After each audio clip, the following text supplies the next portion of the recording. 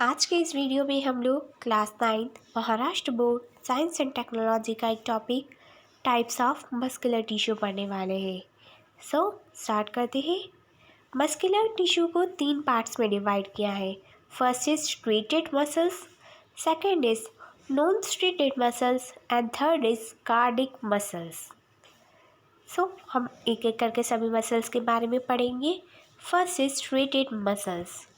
Muscle cells are long, cylindrical, multinucleate and have no branches.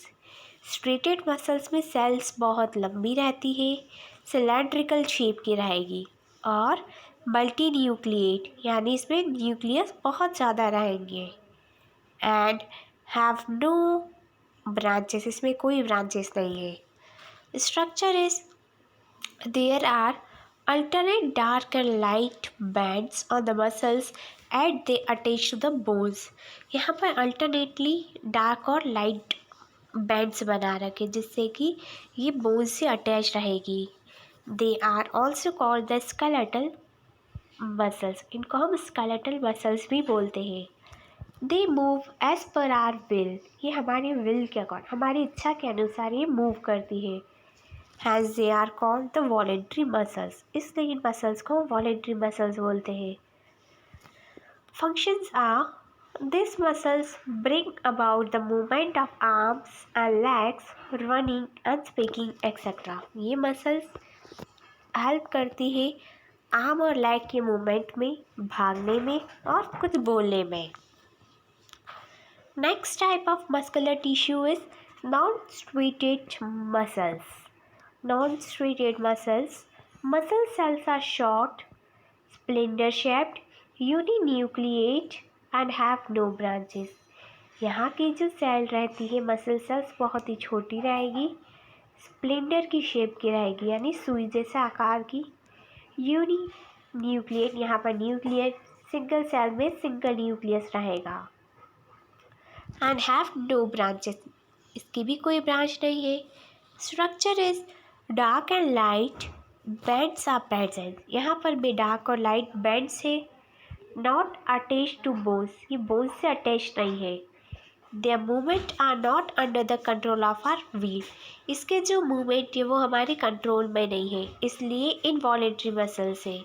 They are present in the alimentary canals and blood vessels. ये alimentary canal और blood vessels में present है. इसके function से movement of eyelids, passage of food through alimentary canal, contraction and relaxation of blood vessels. ये जो eyelid का जो मूवमेंट होता है, आँख बंद आँख खोलना, ये इनवॉलेंट्री मसल्स का फंक्शन है क्योंकि ये हमारे कंट्रोल में नहीं है. Next, passage of food through alimentary canal, कि फूड पार्टिकल्स कैसे हमारे एलिमेंट्री कैनाल में जाएगा यानी मुंह से कैसे स्टमक तक जाएगा. Contraction and relaxation of blood vessels. And third type of muscles is cardiac muscles. Muscle cells are cylindrical, uninucleate and branched. इसकी जो मसल सेल्स है वो सिलेंड्रिकल शेप की है, यूनिन्यूक्लियस यानी एक सेल में एक ही न्यूक्लियस है और ये ब्रांच है. Structure dark and light bands are present.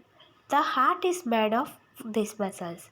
यहाँ पर डार्क और लाइट बैंड्स बने हुए हैं और हमारा जो हार्ट है वो इसी मसल से बना हुआ है यानी कार्डिक मसल से. Their movement are not under the control of our will.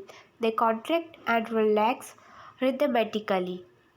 इसका जो मूवमेंट है ये हम पर डिपेंड नहीं करता, हमारी इच्छा अनुसार हार्ट बीट नहीं करता है, ये रिदमेटिकली बीट करता रहता है. कॉन्ट्रैक्ट होता है फिर रिलैक्स होता है. Function is contraction and relaxation of the heart. Heart का जो कॉन्ट्रैक्शन और रिलैक्सेशन होता है वो इसी वजह से होता है.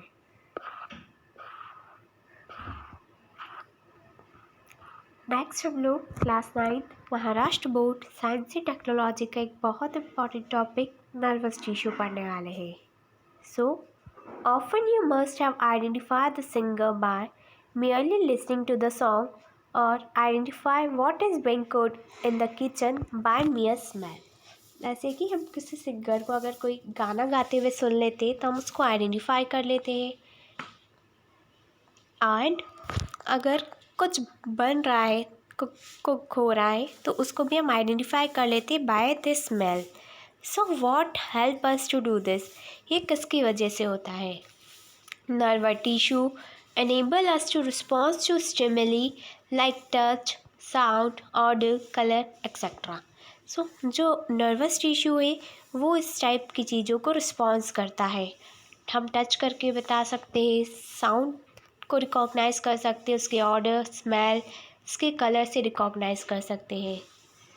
Cell of the nervous tissue are specially made to become excited and to conduct the excitation from one part of the body to another. So जो नर्वस टिश्यू की जो सेल्स है वो स्पेशली मेड है जिससे कि वो इमीडिएटली रिस्पॉन्स देती है। The cell body which contains the cytoplasm and the nucleus is the main part of the nerve cell. एक ऐसी सेल बॉडी जिसमें साइटोप्लाज्म और न्यूक्लियस है तो वो नर्वस सेल का एक बहुत इम्पॉर्टेंट पार्ट रहेगा। Numerous small branches fibres called dendrites arise from the cell body.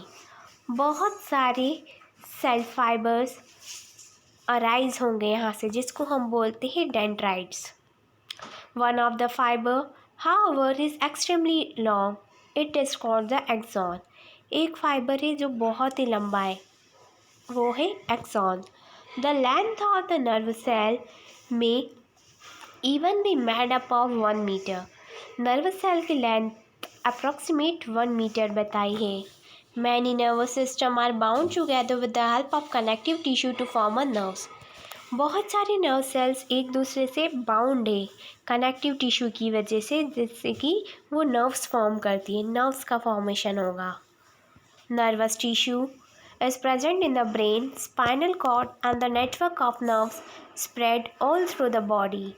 In most of the animals, action in response to the stimuli occur due to the integrated function of the nervous tissue and the muscular tissue. बहुत सारे अधिकतर जो animals है उसमें जो action होता है stimuli यानी जो इमीडिएट रिस्पॉन्स होता है वो इस नर्वस टिश्यू की वजह से ही होता है, नर्वस टिश्यू और मस्कुलर टिश्यू। सो ये दोनों ही बहुत इम्पॉर्टेंट पार्ट है। सो ये is a diagram of nervous tissue, a unit of nervous tissue. यहाँ पर लेबल किया गया है axon, cell body, dendrites, nucleus. I hope बच्चों कि आपको ये वीडियो अच्छी लगी होगी and if you have any query related to this then comment in comment section. Thank